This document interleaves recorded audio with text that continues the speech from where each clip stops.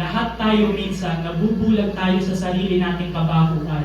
Minsan nabubulag tayo sa sarili nating kamalian. Bakit? Kasi kino-compare natin yung kasalanan natin sa bawat isa. Hindi naman ako masamang tao. Tignan mo siya. 2 asawa. Ako isa lang. Hindi naman ako masamang tao eh. Bakit? Tignan mo siya, 3 asawa. Ako 2 lang. Tinitignan natin yung kasalanan natin sa pagkukumparan sa bawat isa sa atin. Kaya hindi natin napapansin, tayo din palang masamang tao. Nakasunod po? Kaya dito may isip natin, kapag the moment na hindi po natin nakita yung sarili natin bilang makasalanan, may problema. Kapag the moment na hindi po natin nakita na masamang tao din pala ako, na meron din pala akong pagkukulang, na meron din pala akong pagkakamali, kapatid, ingat ka, baka meron ng mali sa'yo.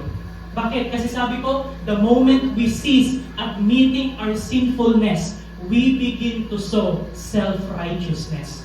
Na kapag nakita natin, pino-compare natin na hindi ako kagaya mo, hindi ako kagaya ni brother, hindi ako kagaya ni sister, magaling akong tao, mabait akong tao, kapag the moment na hindi natin inamin na makasalanan din tayo, kapag hindi natin inamin na may pagkakamali din tayo, darating tayo sa point ng self-righteousness, na iisipin natin, mas mabait ako sa'yo, mas Kristiyano ako kaysa sa'yo, mas better ako kaysa sa'yo.